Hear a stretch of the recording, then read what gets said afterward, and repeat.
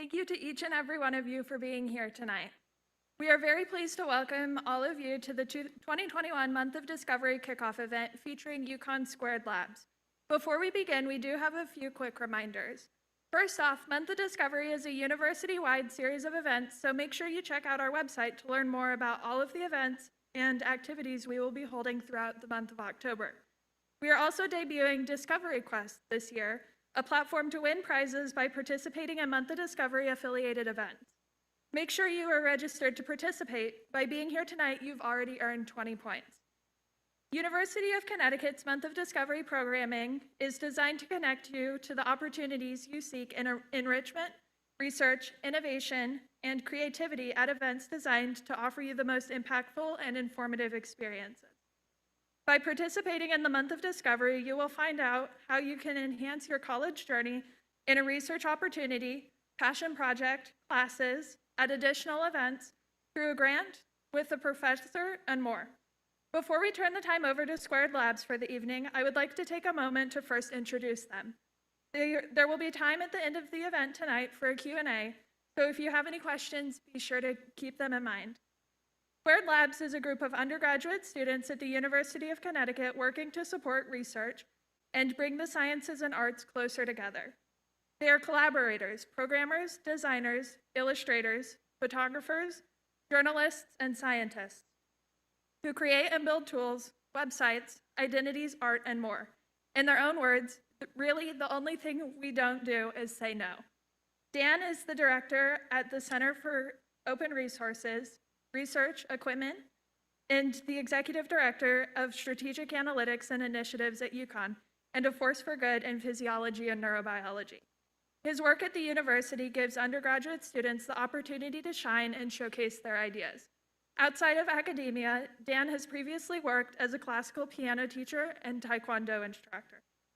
Shelby is a senior studying political sciences, human rights, and economics at UConn, and the communication specialist of Squared Labs. She uses her social sciences lens to give a communal edge to Squared Labs, allowing for engaging, personal, and people-based content. Outside of the labs, she plays baritone at the UConn Marching Band and is a radio DJ at WHUS and loves making coffee. Ben is a senior studying computer sciences here at UConn and a developer in Squared Labs. He's been an asset for travel funds and Lincus within Core and the labs. Outside of coding, he enjoys ice climbing, drinking specialty coffee, and getting outside as much as possible. Last, Joey is head developer at Squared Labs, senior software engineer at FIG, and an overall tech genius. He has built some of the best software UConn has, including COVID-19 infrastructure and software to share scientific equipment with different researchers. Joey is also interested in climate change, gardening, and drafting games. We'll turn the time over now to the team.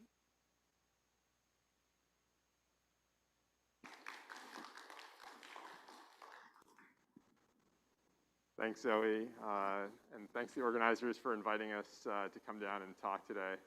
I'm really excited to talk about Squared Labs and the group and what we do. So I thought I would start off, because I never miss an opportunity to talk about Lincus, especially to a captive audience, is start off with Lincus. So for those of you who are unfamiliar with Lincus, this could be a really useful tool for you as you kind of navigate the opportunities in research at the university. So I'm going to jump in. I'm going to actually do a web demo of Lincus. Lincus allows you to figure out what faculty do at UConn. It was built actually primarily by Joey when he was working as an undergrad in my lab. There's a long kind of backstory there to how Lincus came to be, which is kind of fun, but maybe for another time. So I'm going to jump in. I'm going to show you the tool, and then talk a little bit about Squared Labs. So the way Lincus works is you can type in any keyword. So let's say you're looking for who works on, let's say, diabetes at UConn. So you can just type in diabetes, and what you get back is a network diagram of all the people working on diabetes at the university, color-coded according to their department, connected through co-authorships on publications. Circles are kind of proportional to how important that research is for that individual. And it's filterable, so you can say, well, I just want to see people, let's say, on the Storrs campus or the health center campus.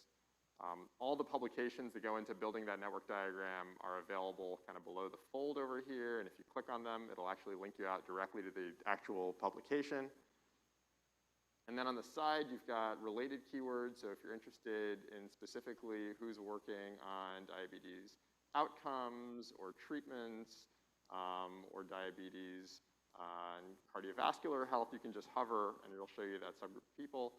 If you do a double click there, it'll actually kick off a new search that just has diabetes and the keyword, and so now you have that subgroup of people, their publications, and then their related keywords. So it's a way to very quickly navigate the research landscape of the university, which could be helpful as you're trying to figure out faculty to do research with. Everybody on here also has a profile that's automatically generated. I'm having trouble with the computer. Let's double click on somebody. There we go. And it'll show you where they're physically on campus, who they've co-authored publications with, other faculty that are similar to them and do similar research, and then their publications and their keywords as well as some grants that they have from NIH and NSF at the university. So in a nutshell, that's how Lincus works. There's some other functionalities. If you go to the Research Connections event, I'll have a booth there.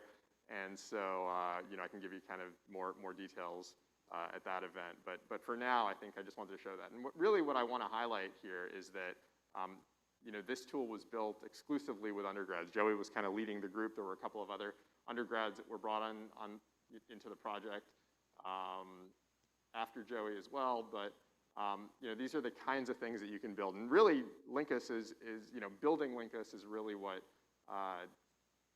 eventually led to Squared Lab. So I'm going to talk a little bit about my backstory because I think it's relevant here.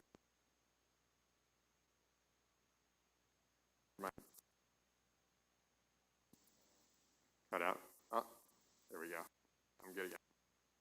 I'll talk a little bit about my backstory. I think it has relevance to your undergrad. So, when I got to, the story with me is that I got to college and knew I wanted to do engineering. I had an interest in kind of STEM fields. Everybody at my university could do an intro to engineering course in any of the disciplines. And my parents convinced me to take the intro to bioengineering course, which was kind of my least favorite. I didn't do well in biology in high school and never thought I would go into biology, but they kind of twisted my arm.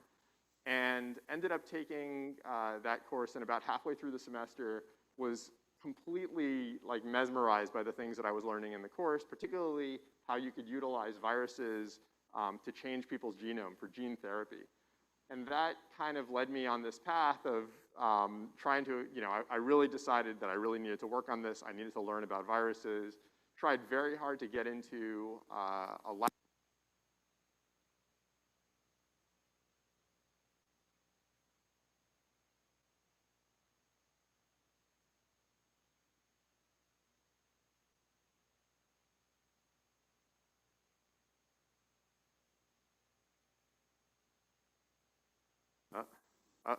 My back? Sure, I'll use the podium. Yep. Okay, there we go. So, I, searched around for a faculty member, emailed tons of faculty members, eventually got to a faculty member that was interested in taking a student that didn't really have much of a background.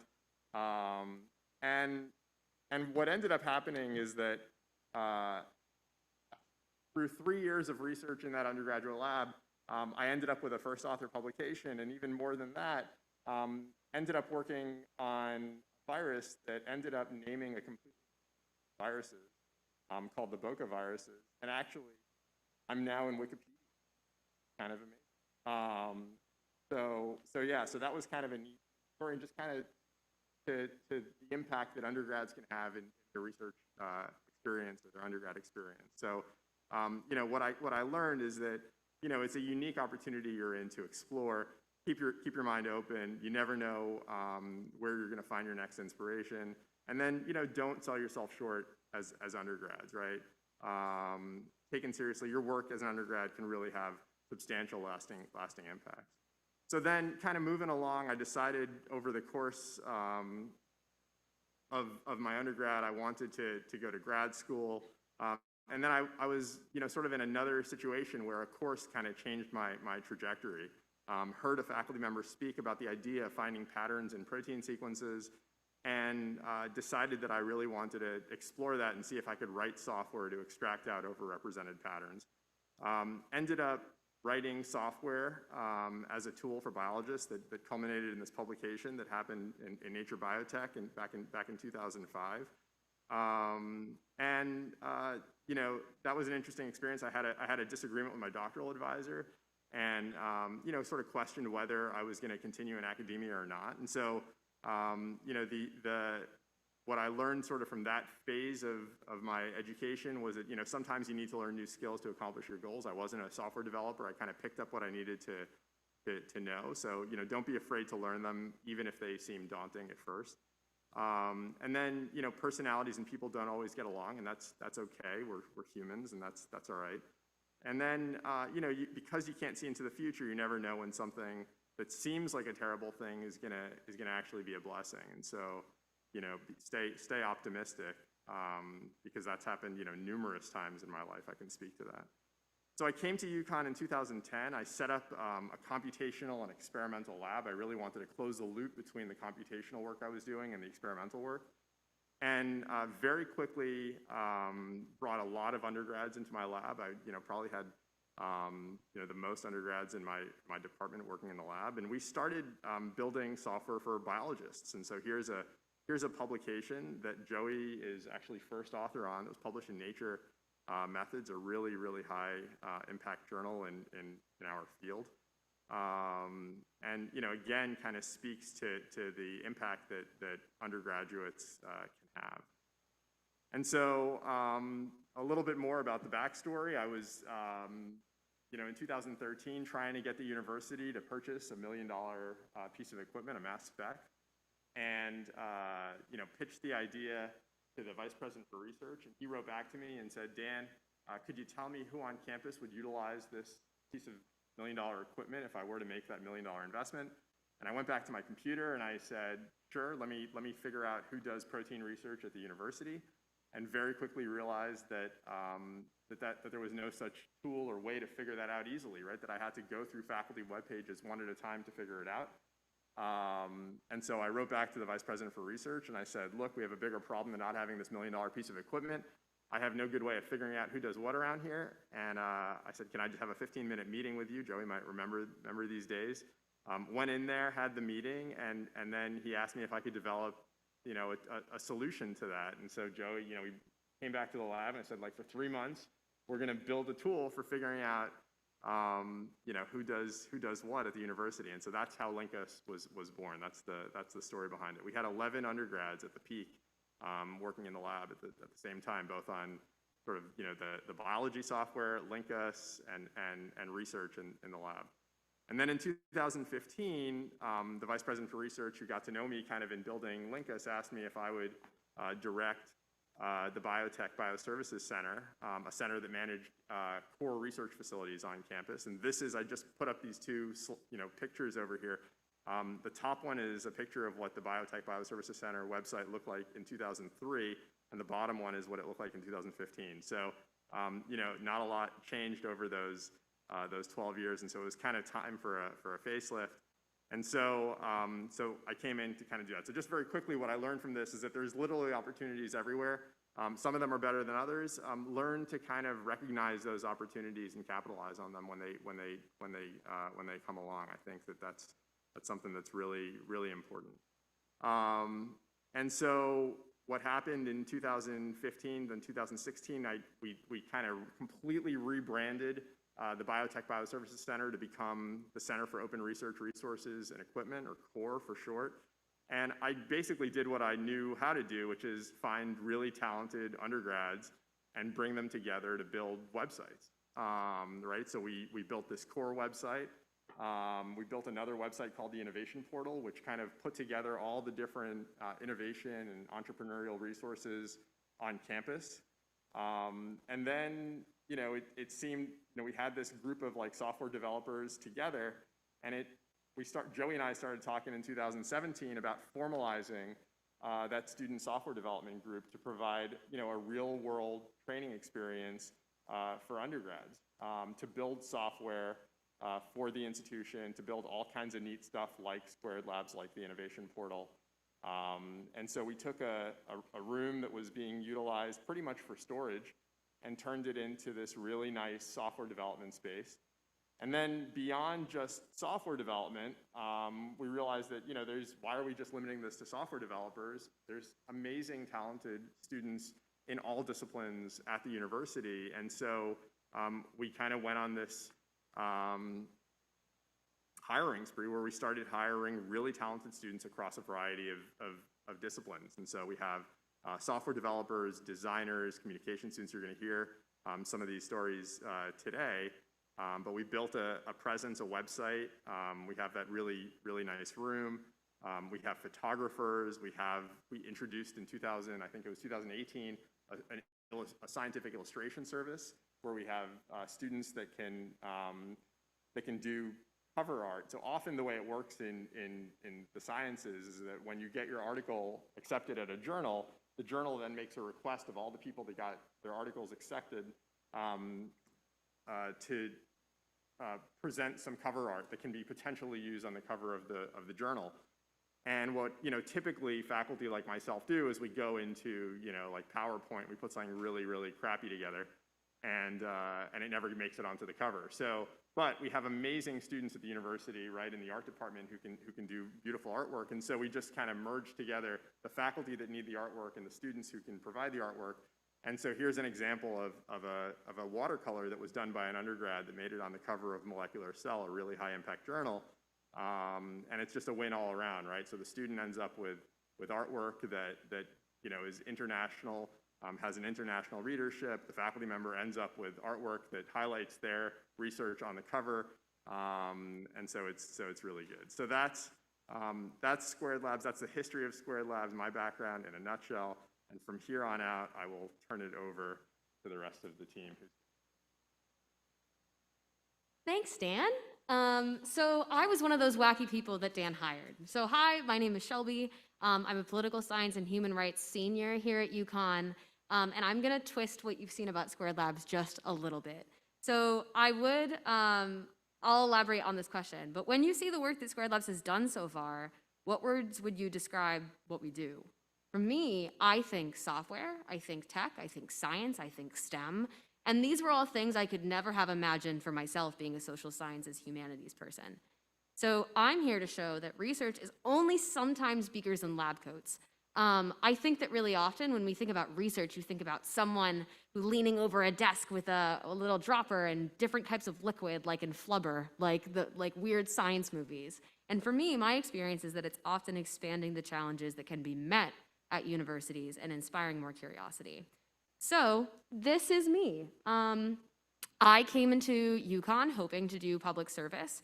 I'm super interested in the human rights sector, nonprofit. I worked at the Boys and Girls Club of America for 5 years, and I was fresh out of a Senate internship handling phones for Senator Maggie Hassan out of New Hampshire when I found that I would really like to have a job on campus. So for me, my whole vision of coming to college was to become a better public servant after I finished my time at UConn. So you can also see, I'm also in the marching band, so you can see a picture of me and my best friend Garrett jamming out at the Rentler Field in Hartford. But for me, my college experience had nothing to do with tech. So I applied to a whole bunch of jobs on campus, and Squared Labs stuck out to me. I was like, this is something I've never done before. I've never done anything with STEM. Everyone's like, women in STEM. So I was like, I'll be a woman in STEM. I'll go do that.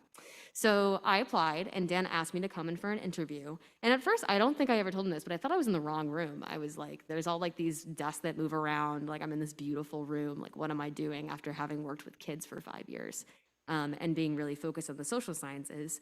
And he said, so we have this position called communications.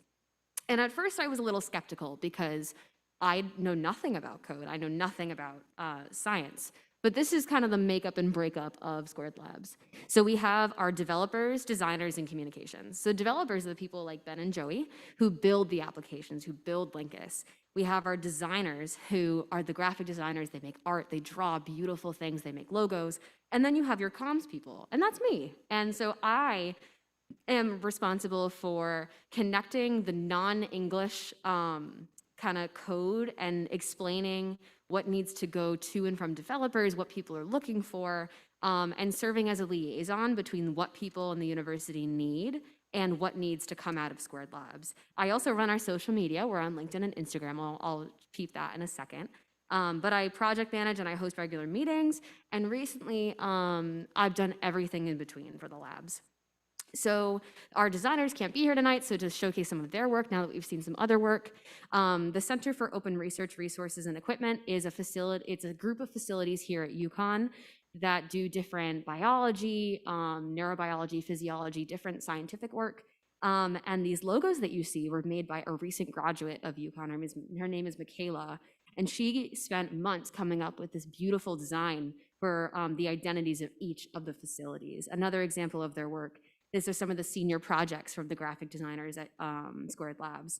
The left is from Michaela. She did an art piece about the difference between good and evil and what humans think about what it means to be good and what it means to be evil. Whereas Sarah, another designer who graduated on the right, did a project about the color yellow and what she thinks about how that color makes her feel. And so the people at Squared Labs are not just talented within that specific space, but they're also just creative, warm, awesome people. So how did I get into Squared Labs? Well, let me tell you about an experience where communication was really important. If any of you were on campus last year, you might be familiar with those little bottles of those little pool testing things. You have to gargle water in the back of your throat and then spit it back out. Squared Labs was on that project.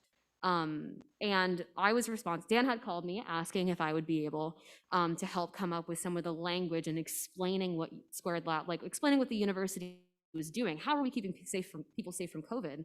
We were in an unprecedented time, as we've all heard, with the pandemic, and students and faculty wanted to know what we were doing to keep them safe.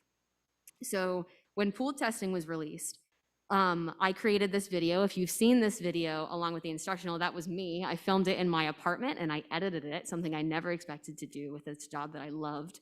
And then also these big bright orange posters, I don't think there are any of them left on campus, that explain what pool testing is.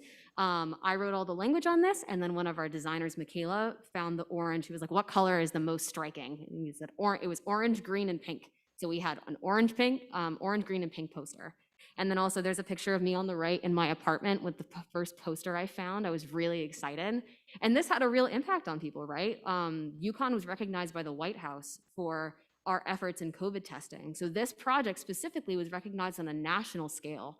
And that's something that I wouldn't have been able to do without Squared Labs, and something that was very special. And at the time when I joined Squared Labs, I didn't know that this work was gonna be this fundamental. I didn't understand that this was gonna be the impact that I created.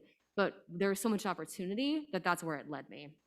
Another example is our social media. And so more than just showing you our Instagram, back when the pandemic was in its peak, when things were really messy, I would go into the lab and I would take recordings of what wastewater testing looked like, and I would share it. It didn't go it's 16 likes, it's not very viral, but it was shared through the UConn memory page, through the UConn Instagram, and it was widely distributed so that students could see what we were doing to keep them safe, and I could explain it on a human lens. So I would go into the lab, I would get this awesome scientific jargon that I didn't understand but super admired, and then I would put it into student undergrad words of things that I could understand as someone with no science experience. I would also take different materials that were distributed during these COVID meetings, and I would break them down of like an entire flowchart of everything the university was doing to keep students safe. So that if parents were really nervous about sending their kids, you could show them this resource and say, look, we're doing so great. You don't have to worry. So that's kind of what I did. And then lastly, the coolest part of my job is that it will never be limited to location. Like I said before, I always thought that research had to be in a lab over a desk, and I was very wrong. So here are some of the places, especially through the pandemic, that I was able to do my research and my work from as a communication specialist because I could take my laptop around the country. I went on a road trip out west. This is a picture from Zion National Park, Canyonlands National Park in Utah, the Grand Tetons, Alaska. This is in Acadia National Park. And I was able to do work from all of these places in this really specific organization. And there are not a lot of students that will be able to say that they can do their job from anywhere and they can do their research from anywhere. So I'm super excited that all of you are here so that you can see this and hopefully find a research position like that for yourselves. So I'm going to pass it on to Ben.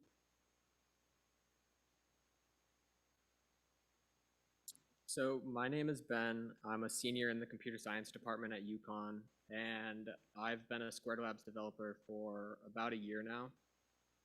I'm just going to start by giving like a high-level overview of how I got involved with this organization and sort of the normal trajectory for a student developer at Squared Labs. So I actually first found Squared Labs through trying to find research and through Lincus. So the fall of my junior year, I was looking for some research assistantship related to like distributed systems or software engineering. And I was sort of like scanning over the departmental sites and couldn't really find any like succinct or like aggregated information on like all of the professors that are doing research. And a lot of the information was really outdated.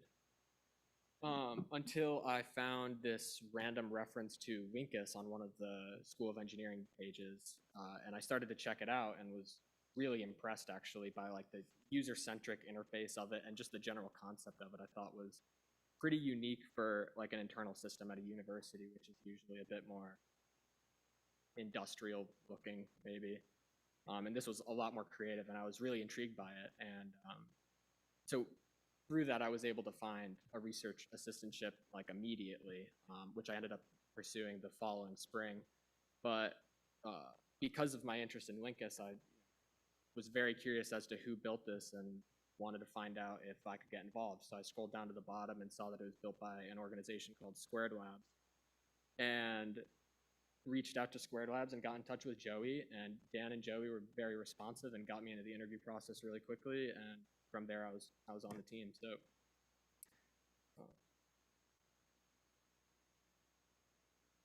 So just to give like a overview of like the trajectory of my work, I started off just working on small features and bug fixes across like a multitude of different projects that we currently maintain, just to get kind of like familiarized with all of the different tech stacks or technologies that are used, and just like the general functionality of all of them.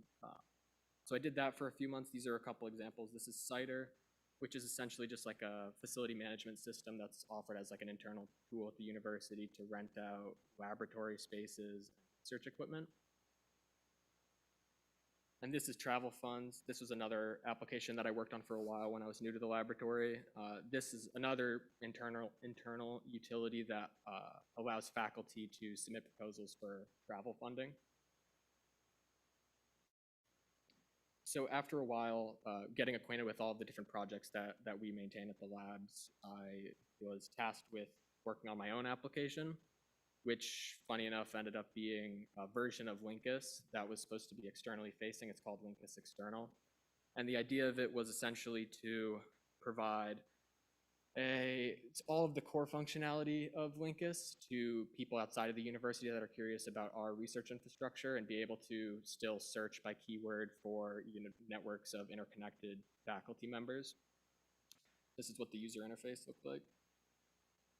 So the reason this project specifically was really important in my professional development and learning as a software engineer, because I was able to like really own the entire life cycle of the project from start to finish, all the way from like architectural decisions to the front end and the back end of the application, all the way to deployment. And that was a really unique experience for me. I hadn't done that at previous internships. Usually at software engineering internships, for example, or even junior engineer positions, sometimes you're really only tasked with very small aspects or stages of the development process. So for me, this was an absolutely great experience, and I definitely hope to work on more projects like that. And I think that's something that students should definitely prioritize doing, is working on the entire span of applications and not just doing internships on very select teams that are very siloed off from the entire process. So the benefits of working on these projects are kind of twofold. Like for one, you get all of the architectural and design experience that comes with working on all the different stages of the development process, but you also get to collaborate with designers on the user interface and experience, which is another really important skill as a software engineer. So for me, I was able to, especially with Lincus External, work with a team of designers to design the user interface for that. And these are a couple of designs that they've been working on recently to sort of reskin the Squared Labs website, as well as a mobile platform for Lincus External.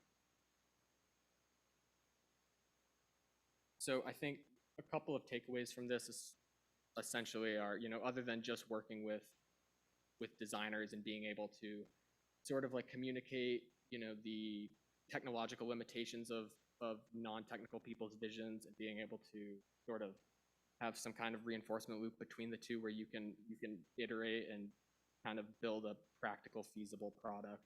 But also just from all of the mentorship that's available at the laboratory as a student software engineer, either from people like Joey or from senior student software engineers, I think you can learn a lot about writing production code and writing really thought out, well-designed applications that you don't necessarily get at some internships. Beyond that, I think I just feel very, working at this laboratory is giving me a lot of validation that I really enjoy coding professionally. And I think that for some people, that's not really an epiphany they have until they're, post-graduation and they're in the industry. So I feel pretty thankful for that. I mean, this job is pretty continuous. It's more so like a co-op than an internship where you're working from January to December and you have to carve out time in your academic and extracurricular activities to find time to code and also to improve as a coder. And I think that definitely tests, how committed you are to the discipline, which I think is pretty cool. Other than that, I feel like, it's given me a lot of programming confidence and a lot of like technical mobility. Like I feel very comfortable working in a lot of different environments and tech stacks, which I think, again, is what differentiates Squared Labs from something like an industry internship while you're in school. Because you get a lot of experience with a lot of different technologies. And going into an interview, for example, I feel pretty comfortable that I've touched at least like the majority of technologies that they use. Yeah, other than that, I just think, summing that all up, Squared Labs is definitely a very unique and impactful place for student software developers to grow. And pass this off to Joey.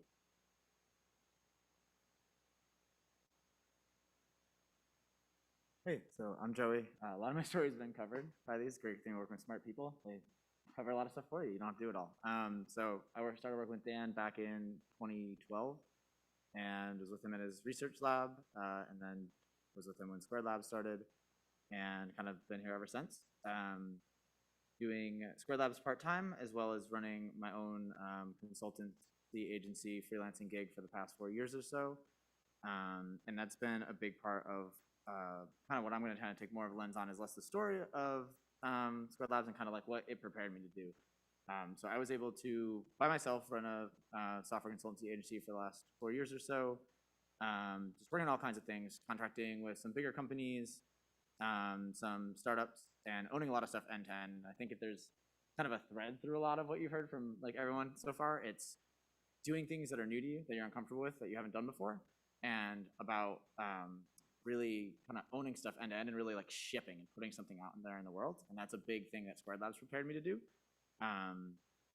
Just to work on every part of the tech stack, like Ben said, to really meet with the domain experts, stakeholders, hear from them the problems they're trying to solve, and figure out how you go and you bring that into the world and write features and you write the software, you ship the software, and you put it out there and you really have ownership. And that has been awesome for me. It allowed me to, as Shelby said, work remotely. My job and my physical location have been completely untethered. I like to joke that I figured out remote work was cool before everyone else did during the pandemic. And that's been a huge boon for me. Allowed me to spend a good 3-4 months or so just doing the nomad lifestyle, living on the road. Found out it wasn't for me, but it was fun. And yeah, it's just really prepared me to do so much. We have a few things up here that I'm working on these days. It's just a small example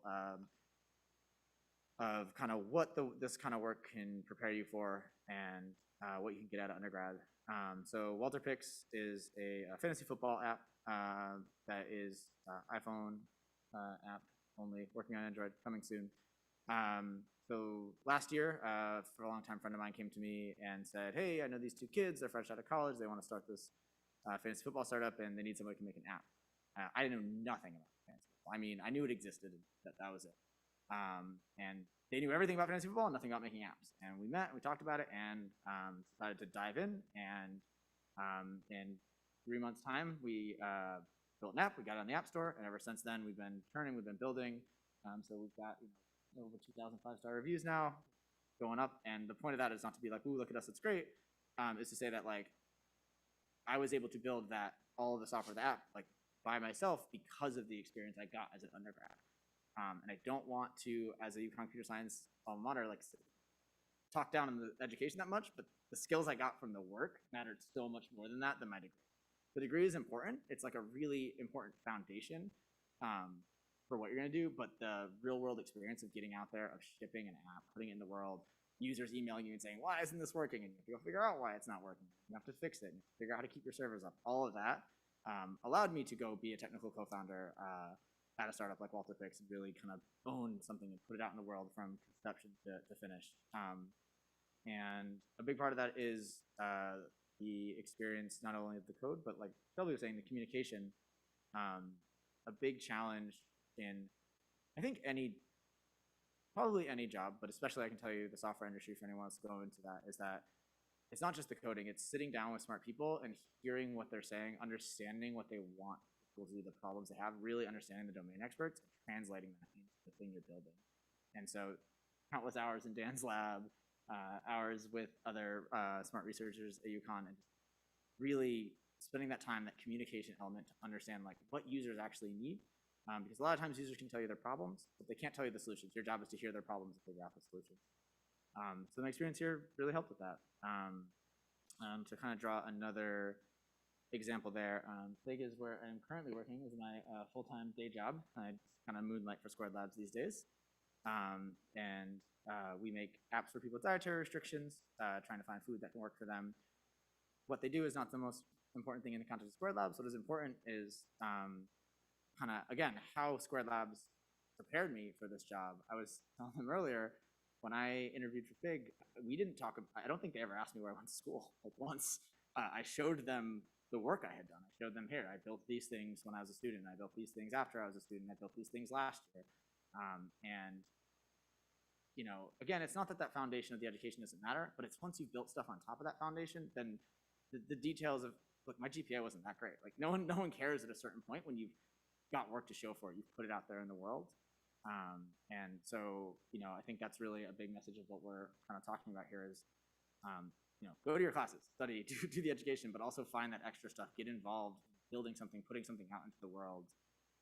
And, you know, you'll probably have a more fulfilled life from it. You'll certainly be more employable, and like Ben touched on, you might have a better idea of what it is you want to do. Not everyone, you know, knows what they want to do with their career in undergrad. And yeah, if I can really just button it up, like I would emphasize that really the thing I think that is most important through all of us here is and being willing to take on things that maybe you haven't taken on before, areas you're uncomfortable with, domains you don't know. I can tell you, when Dan came to me with Lincus, he said, hey, you know, I want to do this thing. He kind of gave me the idea. He's like, what do you think? Can we build it? And I think my answer was something like, I don't know, but let's go find out if we can build it. And I've given that answer a few times to a few different companies I've worked with in the past. I've had people come to me and say, hey, can we build X, Y, and Z? And a lot of times I'll say, I don't know, but let me get back to you in 3 weeks. I gotta go do some research and figure it out. And most of the time I find a way to do it. And I think being willing to be uncomfortable and kind of dive into new areas is a really good skill. And just be willing to, you know, take on projects again that are going to put something out there in the world, like really ship something, really own something, end to end. Not necessarily solo, sometimes with a great team of people, but it's just really great to actually put something out, and it gives you a kind of experience you're not going to get from just a class or just from like invented a lot of software. So yeah, I think that's it. Tell me. So, before we take some questions, so if you have anything that you'd like to ask any of us about literally anything, we're a resource to you. We have some alumni who weren't able to be here who have some advice for people who are looking for different opportunities in their undergrad. So this is Olivia. Were there any projects, connections, or ideas that stick out to you from the labs? I would say the connections that I built with my team overall is just something I'm forever grateful for. The trust and respect that Dan had for the work that we did really empowered me entering my career. I've encountered a lot of leaders so far in my field, and it's been surprising to realize that it's hard sometimes to find people who are so excited about new, young perspectives. And just because I might not have 5+ years of experience yet, doesn't mean I don't have something to contribute.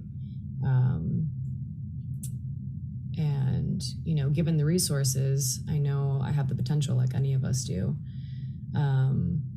It really just kind of helped me differentiate good mentors from bad in some cases, coming from such a nurturing, creative environment. I'm really glad I got to have that experience in college before entering my field. Okay. And so that's from Olivia, if I could go on. Yeah, and then this is Alex, who actually, fun fact, lives right down the street from Olivia, and they go on weeks every walk after working at Squared Labs together. What advice would you give yourself if you were starting college all over again? Among many things, I think the first is to do less better. I came into the university as a dual major in graphic communication design and also in digital media design. And that was wonderful, and I don't regret it. But there came a point where I had taken on too much and was unable to really reap the full benefit of anything that I was doing. In addition to those two majors, other things that I would have liked to take on or invest myself in. And looking back, I think I did miss out on really steeping myself in those experiences and getting everything that I could out of them. And so I think it's fine, at a certain point to recognize when your endeavors are, taking away from the amount that you could gain from any single one of them, and maybe take a step back and pick the things that you really want to invest in. Something else I would say is to talk to more people who share your interests or do something that you are interested in, or have a passion that you admire, or that you just feel a connection with. I think students, TAs, professors, faculty, anyone, just reaching out, igniting that conversation, and potentially forming a relationship is one of the most valuable things that you can do in your time at a university, and you can never do enough of it. So this is Chris. He graduated last year.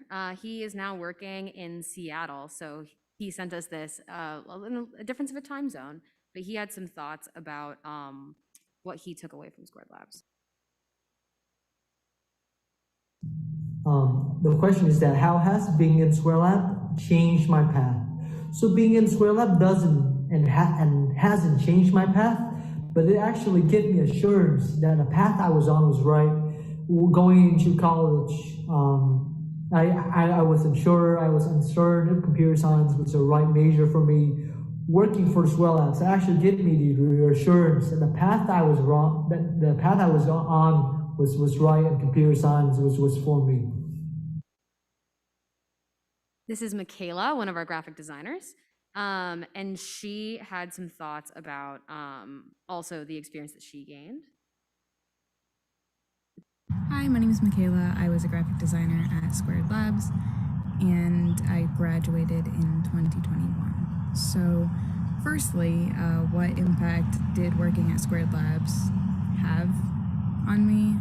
I came in as a senior, having had no graphic design work experience whatsoever. So basically, I got a year of work experience out of it, working with multidisciplinary teams and working with a diverse client range. So for me, that made a big difference in terms of getting a job and not getting a job, because having no work experience, I probably wouldn't have been able to find anywhere to work. And also, it kind of solidified. And then lastly, because I know that we're running out of time, this is Chelsea, who graduated the earliest out of everyone. And she wanted to remind all of us to figure out how you learn best, whether that's in lecture, active recall, flashcards, and to utilize that resource. And then also that what you take away from a class is more important than the grade. If it makes you a better person, if it's something that you feel deep within you, that it's a passion that you have, that is more important than the grade that you walked away with. So really enjoyed hearing from her too. So we would like to ask any of you, do you have any questions about where to find these opportunities, what our path has been like, anything at all?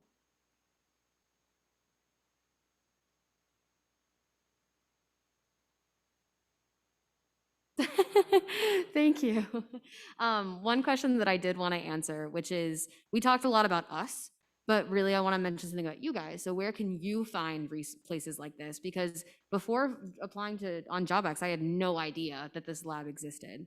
My best advice is to, one, look on JobX, two, scroll through different UConn social media pages and see what's out there, because the places who have 60, 70, 80 followers can sometimes give you a full-time job and a really great set of opportunities. But lastly, just email people. Just look at Lincus, look at different professors, reach out to people and ask, hey, I'm a sophomore studying blank. I'm really interested in this thing that you did. Can you tell me more about it? Or can I get invested somewhere? Because often professors are so impressed to see that you're reaching out and curious that they want to get connected to you, or even if you're lucky, offer you an opportunity. So before we close out, are there any final questions or thoughts from anyone or in the panel?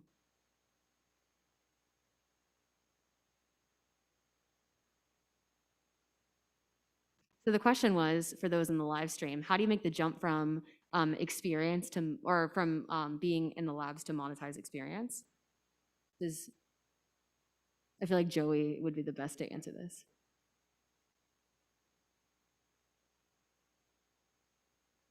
I mean, I think that's its own like 2-hour talk in itself, right? I mean, we don't really do that, really. We're providing, the university funds us, right? So we're providing things for free for the university. Trying to think of a lot of good resources out there for that. I don't know that I could name them all here. I mean, really, what it comes down to is making sure that, I mean, if you're saying you really good experience, then I guess you probably already have this, but really making sure you have something that's solving a problem that people actually have and actually care about. This is a common thing people make a mistake of. I have this cool thing. It does a cool thing. But is that really a problem that someone really has? Is someone actually interested in paying for that? And that doesn't always mean money. It does also mean with their time, right?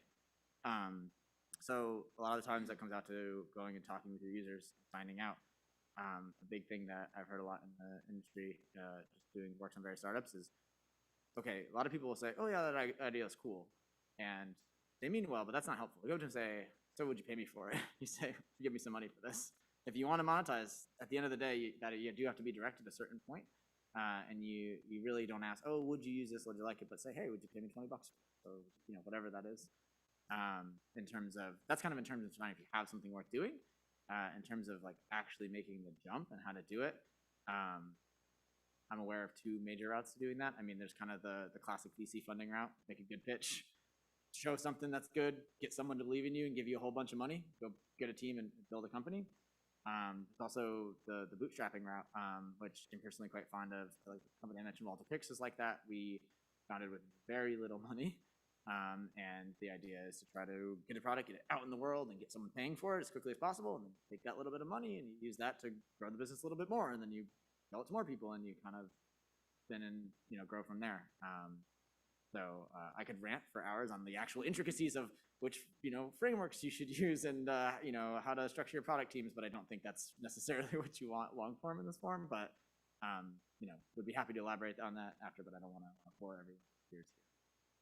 Once I get talking on that route, I won't really stop. But those are a few places to get started. Does that help? Anything else?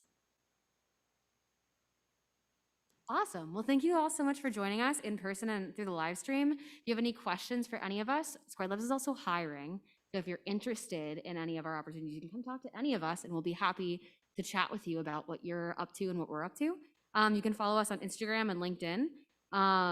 But thank you so much for coming. That's all we have for you.